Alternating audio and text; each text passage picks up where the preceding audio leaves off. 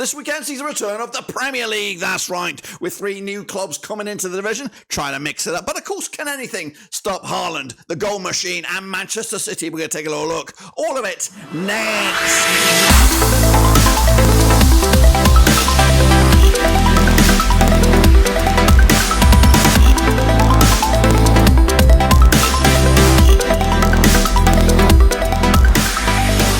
Folks, back once again with another prediction video. Today we're taking a look at the Premier League, the 2023-2024 Premier League, ranking each and every one of the 20 clubs from tip to top. That's right. Where will your club finish? We'll take a little look in a second. Of course, if you're new though, where you been? Smash your subscribe button, bang, say all things Rovers related, Premier League related, world football related. We're all here, boys, under one Roski. That's right. Of course, we're going to have our interactive prediction league, of course, covering each and every one of the match days. That's, of course, just around the corner. But today is where the teams will finish. That's right. So we're jumping into my Vortex, and we're going to go for it right here, right now. All right, then, folks, here we go, of course, into the Vortex, as we predict the clubs from the middle of the pack down to the bottom, and then work our way to the top. Of course, I did do a very, very early prediction. Some of my thoughts and opinions have changed because of the transfer window, managerial merry-go-round, and all that kind of good stuff. So for whatever I did in there, of course, we've added a little bit of spice to the mix now as we have a better picture of who's going to play where,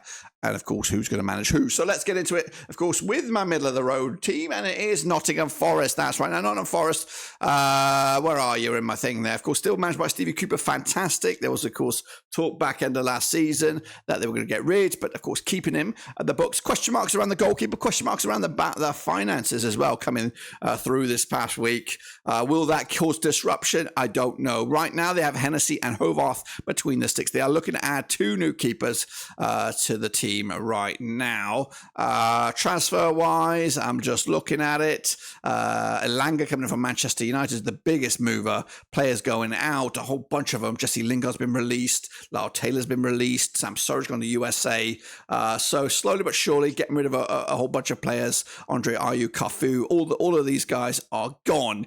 So there's still a little bit of work to be done. But of course, question marks are going on around their financial situation. So right here, right now, I thought they had a good. They did invest last season strongly, wisely, to be a Premiership side. So hopefully they can continue to do that. So I have them as high as 11th, which right now looks a little bit crazy. Into 12th spot will be them 6-fingered freakazoids. Of course, it is Burnley, managed by, of course, the freak that is he ain't a freak. He's of course Vinny Company title winner, whatever you want to call it. Yes, but they're here. They're up high, and of course, giving them a bit of credit for their business wise, bringing Darren O'Shea from West Brom. They've gone wise with the transfer business, not buying anything stupid or old or bloated.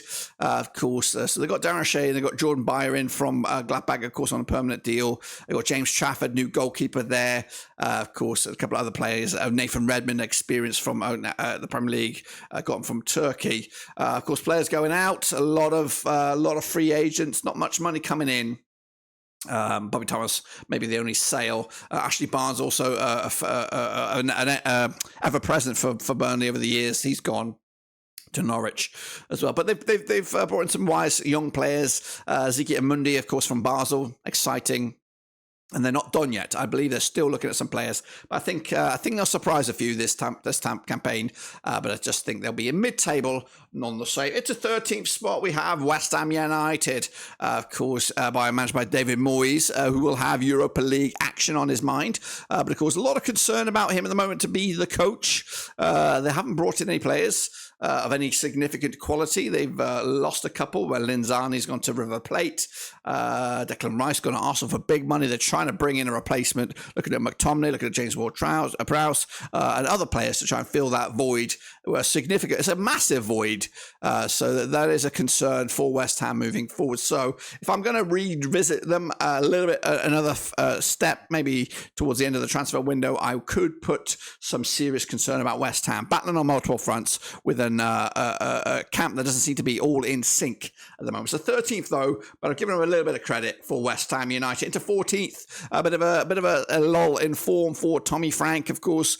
Keeping a hold of him was massive. No Ivan Toney for a while now, so he's going to be a major loss goal scoring. But they've been busy bringing in Nathan Briley coming in from Rochdale. They've also got Kevin Schade from Freiburg, as well as Mark Flecken, the goalkeeper from Freiburg. They're about to lose David Raya, of course, to Arsenal. It looks like Nathan Collins also coming in from Wolves. Big signing there. Kim Joo-soo, South Korean international for the centre back roles. So they've been busy ins. They haven't been many busy outs. Of any significant craziness. They've lost a few on frees, but the main money coming in from Halli Devasalu's gone out to Galatasaray for $500,000, and Mads Bistrop's gone to Red Bull Salzburg. Again, these guys are a Premier League team now. They're doing business sneakily, getting under the radar, and of course, keeping Thomas Frank is massive. Lose him at any one point, whether he's lured away or fired, and I think they're going to struggle. But Ivan Toney, a big loss, but I still think they'll be A-OK in this division. Once again, into the next spot, we have 15th, and it's Crystal Palace. Roy's boys, of course, keeping hold of Roy, finishing in 11th last season, which is, of course, fantastic. But, of course, major blow on the outs. Wilfried Zaha's gone. Not only is he gone for a free. They could have got 50 or 60 million at one point. Jack Butland's gone to Rangers. James McCarthy's been released. Milajevic has been released. A whole bunch of free agents let loose, players coming in. Jefferson Lerma's coming in. That's pretty much it, to be honest with you. So a lot of question marks still to be said about Crystal Palace and their transfer activity. Also keeping hold of Michael Olise is going to be massive. Who else do they have that's pretty savvy up there? Anyway, they got a handful of young explosive players, and of course they're going to cause problems. And again, the main deal is keeping hold of the coach Roy Hodgson. Of course, question marks were about his future, despite a fantastic finish. So another year of Roy's boys, but will he be there at the end of the campaign? We shall see. I think they'll move on after this. My mouse is just all over the place. Into 16th spot is Fulham. Fulham, of course, keeping hold of Marco Silva was massive. They had a lure from Saudi Arabia, so that is, of course, a humongous loss. Of course, Mitrovic is on the verge of joining a Saudi team. I don't think it's happened yet, but it's going to happen. It looks like it. Bringing in Raul Jimenez as replacing Calvin Bassey as well. So it looks like it will either be done or very, very much done very soon. Of course, also listen, Shane Duffy, Joe Bryan at the back there. Steven Sessignon. So there's a whole host of players have been released at the end of last season. So again, I think they have a season of struggle. Silva could still be tempted by someone somewhere somehow, but of course, while he's still here, they'll do just about enough to stick in for another season in the top flight. Into 17th, we have Wolves, and I have a big question mark about Wolves, who did finish in 13th last season. Of course, Julian Lopetegui is a good coach. I just don't think he's been backed at all in this transfer window. When I say that, though, they have brought in Matthias Cunha from Atletico Madrid for 44 million. Boubacar Traore is coming in from Metz for 10 million, and a handful of other youngsters as well. They've also lost Nathan Collins as well, Raul Jimenez for 5.5 million, Ruben Neves as well. So they have bought in, like Ryan Giles has also been released, or at least sold on. Connor Cody. They made a bit of money, but I don't think things are sitting right at the moment at Molineux. I think they could struggle, could they have a bad season, but you know what? They could actually have a fantastic season if they put all that behind them, get behind the coach and back the boys. That's right. But I'm going 17th. They'll survive, but only just. Going down, of course, I may have tipped them to survive last time around, but I've changed my mind, and it's Luton Town. Of course, that's right. Just bought a Blackburn Rovers #1 keeper. Kaminsky's in there. Rob Edwards, the coach, will he get it right this time? Of course, sacked by his bitter rivals at Watford. Last season, not in the Premier League though. He didn't get his chance in the Premier League.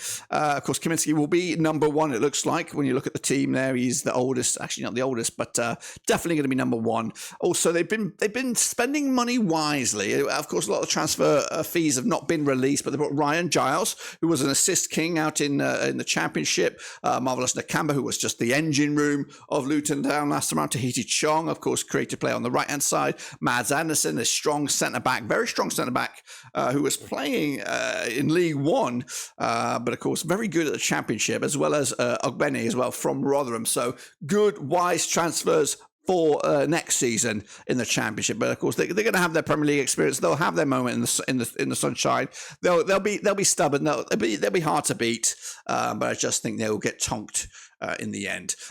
Joining them, of course, will be their fellow promoted side, or one of the fellow promoted sides, Sheffield United. That's right. Paul Heckingbottom, the manager, of course, losing Ndaji and or whatever his name is. I know I just butchered that name, but he is a major player for he was a major player for Sheffield United. Who else did they lose? They lost Edna Stevens. Billy Sharp's no longer there. He could have just done a job, Billy Sharp. He might not be number one in the team sheet, but he would have played his heart and soul for that for the badge. I would have given him another year. They have brought in Soleimani from Broadham B. They've also brought in Traore and Trusty. They also have one of the best midfield players, I think, in the division in here, and that's Sander Berg. And I think he also could get lured elsewhere, but I think the weakness for me is in the coach. I just think he will. Of course, he's proven to be a bit of a success at the moment, but I think time will catch up with Paul Heckingbottom in the end, and he will definitely be one of the top 3 managers sacked early in this season. So they're going to go down. Alongside them will be Bournemouth. Of course, everyone tipped them to go down last time around. I'm tipping them to go down this time around once again. Adeola's the coach, of course. Why is he the coach? Formerly managed Vallecano, Miranda's. So this track record is a question mark. Of course, business-wise, though, what have they done business-wise? They brought in Kluivert. That's interesting. Traore from Sassuolo. Of course, Ferreira from Lyon. Kikeres from AZ Alkmaar. So they've got in some European players of some quality. Players going out. They've lost Jefferson Lerma. They've lost Ben Pearson. Dembele's gone to Birmingham as well. So a couple of Championship players coming in with some gambles. They're gambles, and they're probably on high wages as well. So it is what I said. It is a gamble. I don't think it's going to pay off with this team. I just think they're going to struggle. I think they're going to go down, and they're going to go down hard, of course. So Bournemouth to go down. But into the top end, we go into the top 10. And who do we have now? Of course, we have Brighton of Albion, of course. Bit of a kick in the bollocks, perhaps, from them, finishing incredible 6th last time around. De Zerbi still the coach for now. Again, you look at the likes of a Chelsea, a Tottenham, of course, all with new managers coming in. But if the shit was to hit the fan elsewhere, and one of the bigger boys, De Zerbi will be one of the names to be banded around. Of course, losing a few players. Of course, Alexis McAllister's gone to Liverpool. They've lost Kadra to Reims. Connolly's gone to Hull for a few million. But for the most part, most of the key assets are still in the house. João Pedro's coming in from Watford. That's a great signing for them. Milner, experience as well. Great to see him getting an 8th life. Of course, he just keeps on going, does James Milner. Bart Verbergen, of course, coming in for goalkeeper. They are about to lose, if not already, Robert Sanchez. I think he's on his way to Chelsea, if not already. So he's going to be out. So I think, of course, they kept their key players. McAllister's a big loss, though, but I still think they're going to be okay in mid-table. But, of course, European football on the agenda as well. Into 9th spot is Everton. And wow, that's right. Now, I say that. I'm just giving all the credit to Sean Dyche. I think a full season with him at the helm, and they'll do A-OK. Transfer-wise, they're trying to get players in. It's very, very difficult. Only got Ashley Young right now, and they've lost a whole few players as well. They've lost Mosey Keane to Juventus. Where's that money gone? Where's Ellis Sims' money? That's also gone coming into the club. Samuel Smith's gone to Chelsea as well. A lot of players going to Begovic as well. So there's a bit of a house clean. Yerry Mina's been binned off. Andros Townsend's also gone. They have brought in Dalsh Mina as well, coming in from loan. So 2 players technically, but they do need much more than that. But I'm pinning this purely on the basis of Sean Dyche doing what Sean Dyche does and getting them up the table and having a fantastic season and bouncing back to a bit more of a normality for Everton. Into 8th spot, it is, of course, Tottenham Hotspur. A bit of a gamble here. Now, I'm purely putting this on the back of a late Harry Kane departure. That's right. Harry Kane leaving for some money, not ready, replacing him. I do like the coach. I think he'll do okay. It might not be this year, but give him another season, give him 2 seasons, and he'll drag him up there. He'll drag him back into the Champions League League contention. I like him. I like his style of football. Of course, it's going to be exciting for Spurs. Transfer-wise, they've got Kulusevski as a done deal now. Maddison's coming in. Pedro Porro also finalised as well. So they're all in. Manos Solomon from Shakhtar Donetsk. Losing Harry Winks, of course, that's no major loss, but they are going to lose the likes of Harry Kane, which will be massive. But maybe, of course, Rick Carlson will step up to the plate. Sung Ming, of course, could be, of course, the new governor in town. A handful of players going out, not really major losses for Spurs. But yeah, it's going to be a season of woe. But believe in the long-term project. 8th for them, for me. And of course, last season under Conte and co, they finished also 8th. So we'll see. We'll see about that. Into 7th spot if I can get there. Is not them. It is Newcastle. Yeah, a bit of a downgrade on them, but they are in Champions League, of course, and they'll be looking to battle on multiple fronts. Finishing 4th, a respectable 4th last time around. Of course, we're hoping to do much better. Eddie Howe, fantastic. Again, even if he does finish 4th, I think they'll do a-okay. Transfers, not that crazy so far. They have brought in Tonali in midfield and Harvey Barnes and Yanoko Minte for right wing. So a combined total of around about, actually, it's a fair bit of money, just shy of £100 million, give or take. Players going out. Chris Wood's gone to Forest on a permanent deal there. Carl Darlow for a pittance to Leeds. Alan St. Maximin's gone for 23 million. So they made around about 40, give or take, million from that 100 or so as well. A couple of players going out. Matty Langstaff has gone out. So a handful of players has been binned off, but no one of any serious quality that they're going to lose. Again, they'll go about the business sneakily. They go about their football like they have. Also, keep hold of Bruno Guimaraes is massive, especially with all the money going around in Saudi Arabia. He could be lured as well, but hopefully keeping hold of him. He could do with another striker, I think. But apart from that, we'll see how they go. That's the Geordies into 7th, into 6th after Chelsea. Again, and they want to be higher than that, I know, but top 4 these days is tough. Pochettino's boys these days, they will not be in Europe. So we'll have to do without that. They have been, hang on a minute.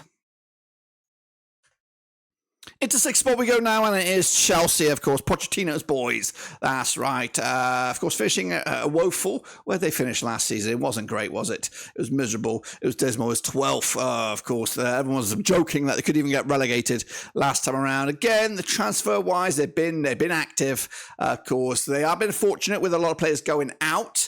They made a whole bunch of money. They've got Koulibaly, he's gone out to the Middle East. Mendy's gone out for the Middle East. And they've got Nkante. So all those 3 players combined have made around about 30 million on that. Kovacic went to Man City. We got Kai Havertz went to Arsenal. Rubens Loftus-Cheek went to AC Milan. We got Bakayoko. He's gone. Mason Mount to Manchester United. Baba Rahman's gone. Pulisic has gone to Milan.